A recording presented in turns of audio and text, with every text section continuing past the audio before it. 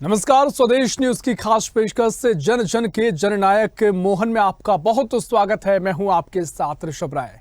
राजनीतिक और जन कल्याण की सौगातों के दौरान मंचों से ही नहीं दिलों से संवाद करने वाले मुख्यमंत्री डॉक्टर मोहन यादव एक बार फिर आमजन के बीच दिखाई दिए। मंगलवार को नर्मदा जयंती कार्यक्रम में शामिल होने के बाद सीएम डॉक्टर मोहन यादव ने नर्मदापुरम से भोपाल तक का सफर इंटरसिटी एक्सप्रेस से तय किया। अपनी यात्रा के दौरान मुख्यमंत्री ने यात्रियों से आत्मीय संवाद किया। इस दौरान लोगों में अपार उत्साह देखने को भी मिला। जबलपुर से भोपाल के लिए चली इंटरसिटी एक्सप्रेस के यात्री उस वक्त हैरान रह गए जब नर्मदापुरम से उनके बीच अचानक मध्य प्रदेश के मुख्यमंत्री डॉक्टर मोहन यादव पहुंचे। एक बार तो किसी को यकीन नहीं हुआ कि प्रदेश के मुखिया उनके साथ एक आम यात्री की तरह सफर कर रहे हैं, लेकिन मुख्यमंत्री डॉक्टर मोहन यादव के सहज अंदाज ने यात्रियों का दिल जरूर जीत लिया है। नर्मदापुरम से भोपाल तक के सफर में मुख्यमंत्री डॉक्टर मोहन यादव ने यात्रियों के साथ न केवल चर्चा करी बल्कि दिल खोलकर उनके साथ सेल्फी भी ली। इतना ही नहीं, सीएम ने कोच में मौजूद बच्चों को टॉफी देकर दुलार किया।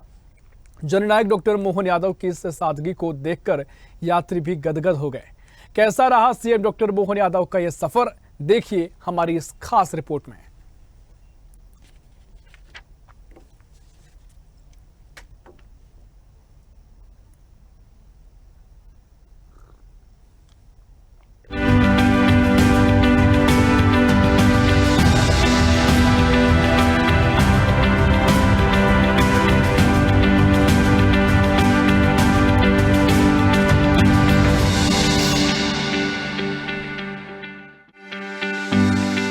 मुख्यमंत्री डॉक्टर मोहन यादव अपने सहज सरल संवेदनशील अंदाज के लिए जाने जाते हैं और एक बार फिर उनकी सहजता ने सभी का दिल जीत लिया। दरअसल नर्मदापुरम में मां नर्मदा जयंती के मौके पर आयोजित कार्यक्रम में शिरकत करने के बाद मुख्यमंत्री doctor Mohan Yadav Jabalpur intercity express से भोपाल के लिए रवाना हुए। अचानक मुख्यमंत्री को अपने बीच पाकर यात्री भी हैरान रह गए, लेकिन मुख्यमंत्री बिल्कुल आम आदमी की तरह वहां मौजूद लोगों में घुल मिल गए। इस दौरान मुख्यमंत्री डॉक्टर यादव ने बच्चों को टॉफी दी, दुलार किया तो यात्रियों से चर्चा कर उनका हालचाल जाना। मुख्यमंत्री डॉक्टर मोहन यादव ने कई युवाओं से भी चर्चा कर उनकी शिक्षा और विजन के बारे में जानकारी ली। इस दौरान उत्साहित यात्रियों ने सीएम के साथ सेल्फी भी ली। मुख्यमंत्री डॉक्टर मोहन यादव से मिलने के लिए यात्रियों में यहाँ गजब का उत्साह दिखाई दिया। अपने इस सफर को लेकर मुख्यमंत्री डॉक्टर मोहन यादव ने कहा कि जहां जनता वहां जनसेवक होना चाहिए। इस सफर में मुझे बड़ा आनंद आया। कई लोगों से मिलने और उनकी बातें सुनने, उनके सुझाव जानने का अवसर मिला। हमें आज नर्मदा जयंती में नर्मदापुरम, जिसको पुराना होशंगाबाद जिला बोलते हैं, वहाँ पे हमारे लिए माँ नर्मदा की जयंती मनाने आए थे। आज ये नर्मदापुरम का गौरव दिवस भी है। ऐसे में हर वर्ष आता हूँ, गत वर्ष भी आया था। सबके बीच में जाने का मजा लेने और खासकर हमारे सरकार के मामले में माननीय मोदी जी आदर्श है। जहां हम जनता से जुड़ कर रहेंगे तो सरकार की प्रत्येक कार्रवाई का, काम का हमारा स्पंदन लोगों के साथ जुड़ के होना चाहिए। मुझे इस बात का संतोष है कि हम लगातार कोशिश करते हैं और कोशिश करने का ही परिणाम निकलता है। मतदाताओं से सरकार बनती है, इसलिए मतदाताओं से, आम नागरिकों के साथ मिलने जुलने से, उनकी रिएक्शन को लाने में, अन्यथा ये एक आभा मंडल बन जाता है। उस आभा मंडल में निकलने में कष्ट आते हैं। मैं उम्मीद करता हूँ कि आज जैसे हमारी बहुत अच्छी बेटी अभी BSc फर्स्ट ईयर में पढ़ रही है, हमारा वैभव 11th में पढ़ रहा है, यहाँ हमारा सामने प्रकट का बीटेक कर रहा फर्स्ट ईयर में, तो ये सारे मित्रों के साथ जहाँ फैमिली पूरी है, अलग अलग लोगों से मौका मिल रहा है बात करने का, इसका आनंद है। अपने फैसलों और सुशासन से प्रदेश ही नहीं देश में अपनी पहचान बनाने वाले मुख्यमंत्री डॉक्टर मोहन यादव ने अपने सहयात्रियों को भी अपने देसी अंदाज से अपना मुरीद बना लिया। ट्रेन में सफर कर रहे यात्रियों ने मुख्यमंत्री डॉक्टर मोहन यादव की शालीनता और उनके अपनेपन की जमकर प्रशंसा की।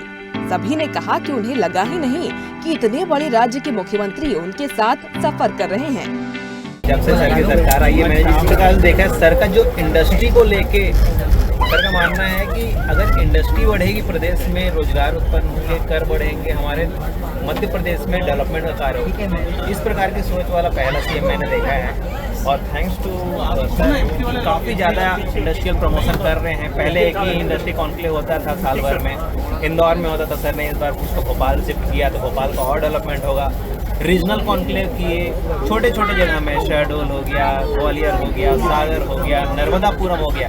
इससे ये होता है कि जो छोटे उद्योगपति हैं उनको भी एक बूस्ट मिलता है कि हाँ यार हमारे लिए कोई यहाँ पर सोच रहा है। Thank you so much sir, thank you. आज मैं फर्स्ट टाइम इंटरसिटी ट्रेन में अकेले ट्रैवल कर रही थी और मुझे सीएम सर से मिलने का मौका मिला। I am feeling so blessed, so grateful. कुछ हम लोगों ने सोचा था कि शायद हम क्योंकि बीच वाली सीट पे बैठे तो हो सकता है कि वो हमारे सामने आके बैठे, तो इमीडिएटली वो हुआ भी ऐसे क्योंकि उनके लिए कहीं सीट और दूसरी जगह रिजर्व की गई थी, लेकिन वो एकदम मेरे सामने ही आकर बैठ गए। सीएम सर जी हम लोगों के साथ एक आम जनता की तरह, आम पब्लिक की तरह सफ़र कर रहे हैं। कहीं से कहीं तक लग ही नहीं रहा है कि कोई सेलिब्रिटी हम लोगों के साथ बैठा है। बहुत ही मिलनसार हैं और आशीर्वाद लिया उनका, और इसी के साथ उनने बहुत अच्छी बातें की और प्रदेश के और आम जनों के लिए उनकी जो भावना है वो सुन के बहुत अच्छा लगा।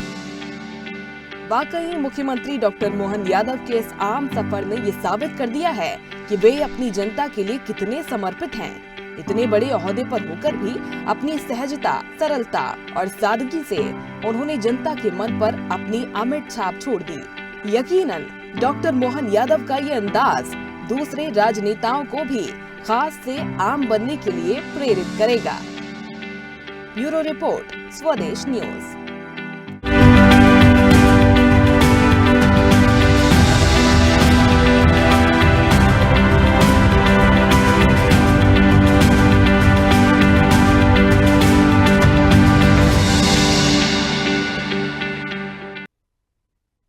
के बीच पहुंचे मुख्यमंत्री, उनके साथ संवाद किया, फोटो खिंचाई और जन जन के जननायक के तौर पर देखे गए। और इसी पर हम चर्चा करेंगे। मेहमान हमारे साथ जुड़ गए हैं भारतीय जनता पार्टी से मीडिया पैनलिस्ट है डॉक्टर वाणी आहलूवालिया जी। वाणी जी, बहुत स्वागत है आपका स्वदेश न्यूज में। और हमारे साथ राजनीतिक विश्लेषक जुड़ रहे हैं के.एस. शाइनी जी। के.एस. शाइनी जी, बहुत स्वागत है आपका स्वदेश न्यूज में। चर्चा की शुरुआत करेंगे। वाणी जी, आपके पास में आऊंगा। सीएम ने कहा कि जहां जनता वहां जनसेवक होना चाहिए और लोगों से जुड़कर उनके साथ रहकर कुछ भी काम कर लिया जा सकता है। खासकर जो तस्वीर नजर आई है, सीएम ट्रेन में यात्रियों के साथ बैठकर बातचीत करते नजर आए हैं, बहुत सहज तरीके से। आमतौर पर उनकी छवि देखी भी जाती है। क्या कुछ संदेश इस पूरी यात्रा का दिया गया है और क्या कुछ सोच इसके पीछे की थी? सबसे पहले तो मैं आपके दर्शकों को नमस्कार करती हूँ। शाइनी जी, ऋषभ जी, आपको प्रणाम करती हूँ। देखिए, बहुत स्पष्ट है, भारतीय जनता पार्टी का एक कार्यकर्ता जो कि हमारी विचारधारा का वाहक है, आज वो कार्यकर्ता इस प्रदेश का मुख्यमंत्री है और उस नाते इस पूरे मध्य प्रदेश के परिवार का मुखिया होने के नाते एक बहुत सरल तरीके से उन्होंने अपनी जनता से, अपने परिवार के सदस्यों से संवाद स्थापित किया है। और संवाद कैसा? युवाओं से, मातृशक्ति से, उद्योग से जुड़े हुए व्यक्तियों से, इंजीनियर बनने वाले ऐसे छात्रों से। इस संवाद द्वारा उन्होंने विचारों का आदान प्रदान किया है। उन्होंने आत्मीयता से ये विचार विमर्श अपने आपस में किए हैं, जिससे कि ये स्पष्ट होता है कि ये एक जननायक है जो अपनी जनता के साथ कनेक्टिविटी बनाए रखता है, जो जनता के हित में सोचने के लिए अग्रसर है, जो भारतीय जनता पार्टी का मूल स्वभाव है और माननीय प्रधानमंत्री जी के दिखाए हुए पथ पर चलने के लिए अग्रसर भी है।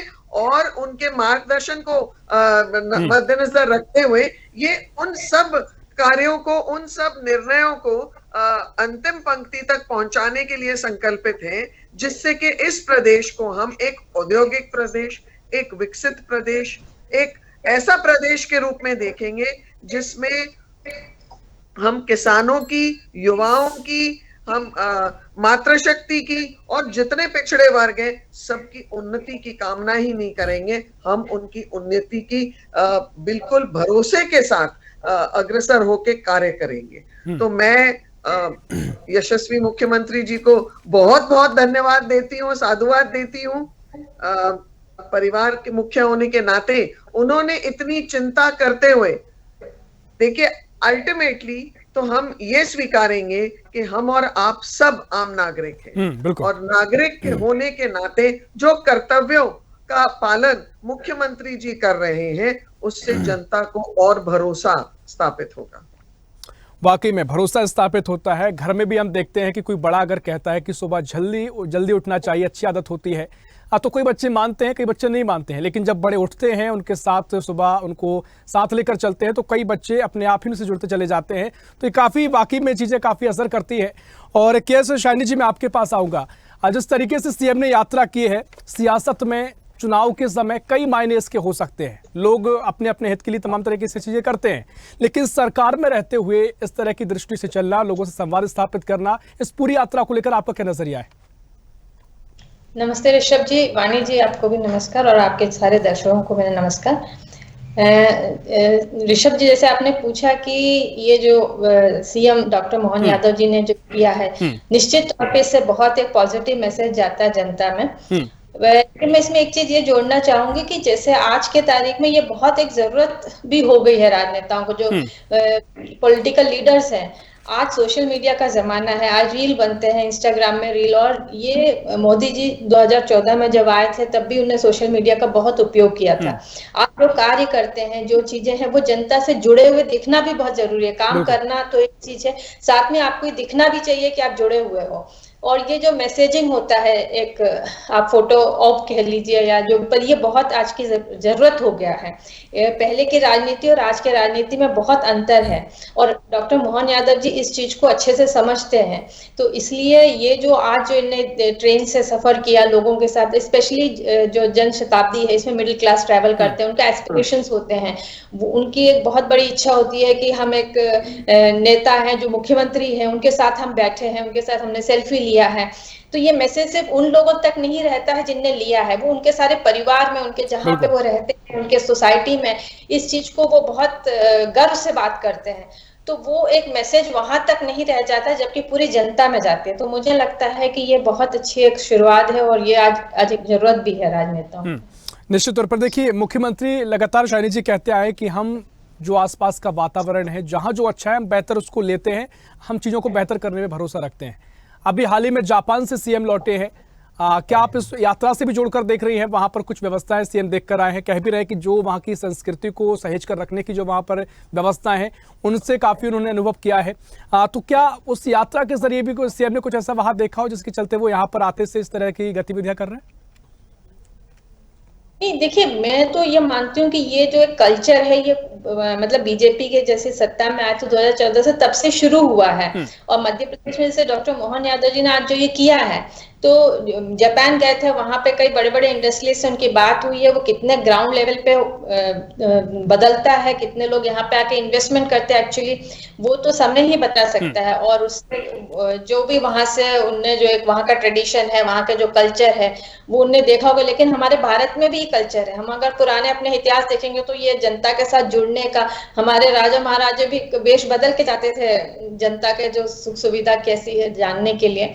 तो ये कोई वहां से जापान से लिया वो कल्चर नहीं, हमारे देश का ही कल्चर है। लेकिन कहीं ना कहीं एक एंटाइटलमेंट वाला जो राजनीति में आ गया था, उसको ब्रेक करने का भी एक मेरे ख्याल से शुरुआत है ये।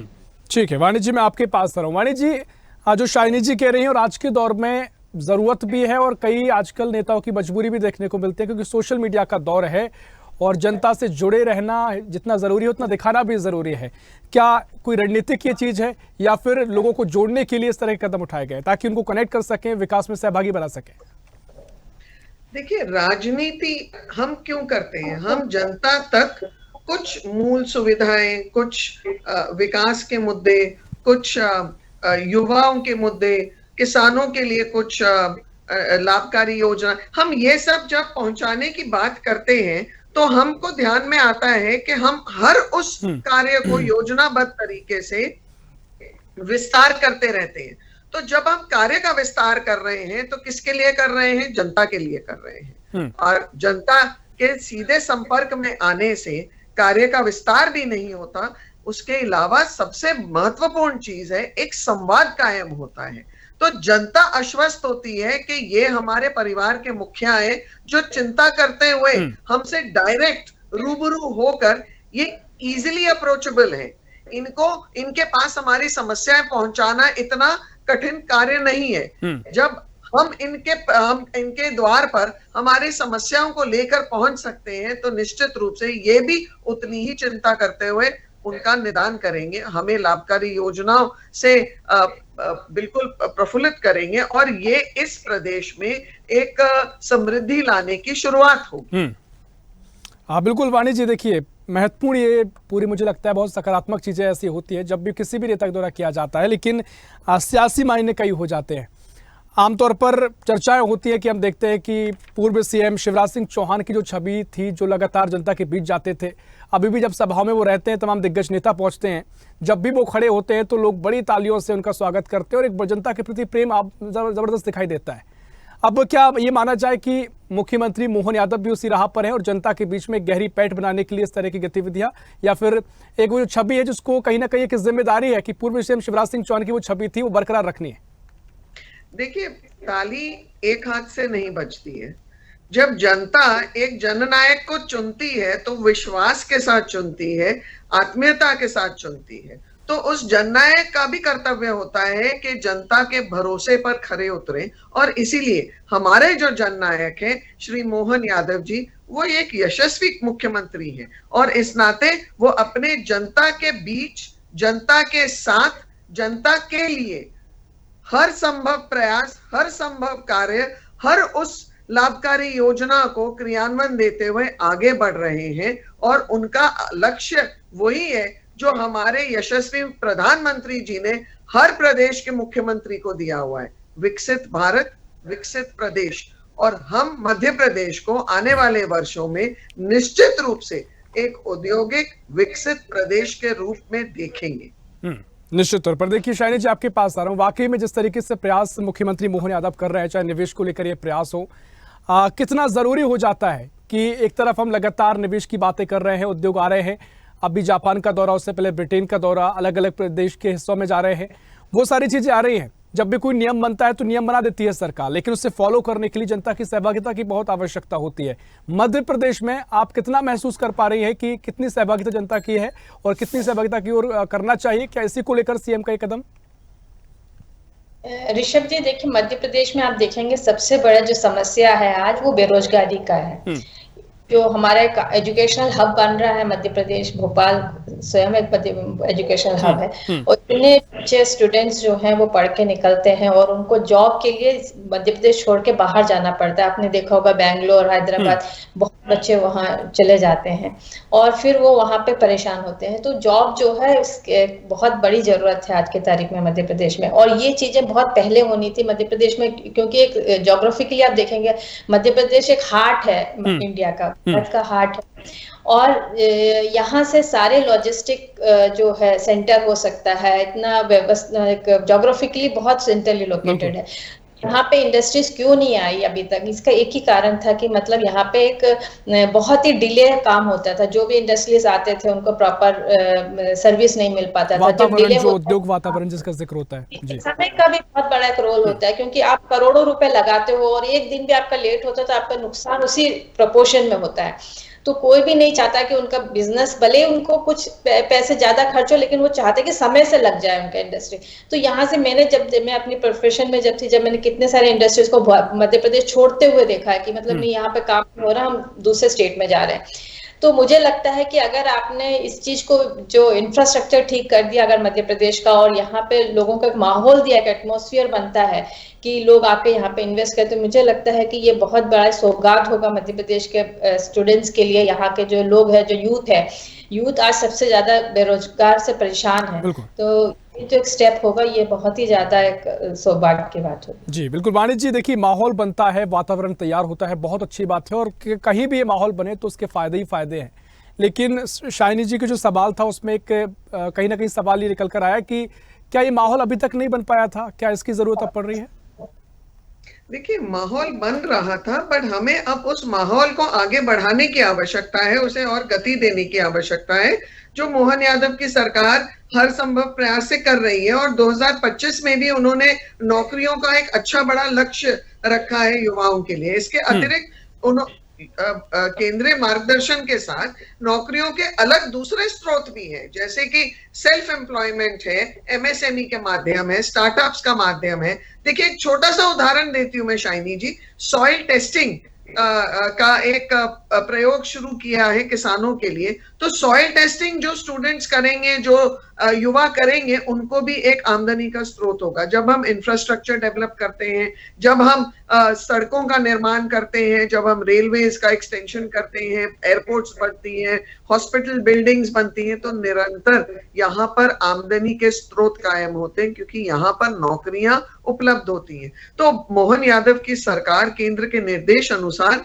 यहाँ हर उस प्रयास में जुटी हुई है, जिससे कि ना ही उद्योग में परंतु कृषि, एजुकेशनल हब में, ट्रांसपोर्ट मैकेनिज्म में, इरिगेशन में हर संभव प्रयास हो रहा है कि अलग अलग नौकरियों के या आमदनी के स्रोत कायम हो। जब हम उज्जैन जैसे शहर में या कोई भी दूसरा पर्यटन स्थल को बढ़ावा देते हैं, तो आप भी जानते हैं कि फुटफॉल बढ़ता है और एक इकोनॉमिक इंजन जो है वहां का इग्नाइट हो जाता है, जिससे कि आमदनी बढ़ती है। क्योंकि जब एक पर्यटन स्थल में फुटफॉल बढ़ता है तो सिर्फ लोग मंदिर नहीं जाते, होटल, बाजार, ट्रांसपोर्ट, ठीक है अनेकों वाणी जी, तरीके की समय स्रोतों में पूरा हो वृद्धि गया। होती शाइनी है। जी जाते जाते कोई करेक्शन आप कुछ कहना चाह रही थी, कम शब्दों में कहिएगा। वाणी जी, मैं सिर्फ ये कह रही थी कि हम हर साल इन्वेस्टर समिट देख के आ रहे हैं और इतने सारे एमओयू साइन होते हैं, लाखों करोड़ों का एमओयू साइन हो जाते हैं, लेकिन जब एक्चुअली वहां पे होना चाहिए, जो आने चाहिए इंडस्ट्रीज, मध्य प्रदेश में नहीं आए हैं। ये आपने भी देखा होगा कि पिछले इतने सालों से हम इन्वेस्टर्स मीट कर रहे हैं और कभी कोई रियलिटी में देखो तो नहीं है। तो ये एक बहुत चिंता के विषय है। ठीक है शाइनी जी, मुझे लगता है और चर्चा इस पर हो सकती है, आपने अपनी बात रख दी है। वाणी जी, समय इतना ही है, मैं आपको रोक रहा हूँ। बहुत शुक्रिया आपका चर्चा में शामिल होने के लिए। शाइनी जी, बहुत शुक्रिया चर्चा में शामिल होने के लिए। ऐसी ही खबरों के लिए हमें लाइक करें, शेयर करें, फॉलो करें और यूट्यूब पर सब्सक्राइब करें और बेल आइकन दबाना ना भूलें। साथ ही ताजा अपडेट्स के लिए हमारी वेबसाइट swdeshlive.com पर जरूर जाएं।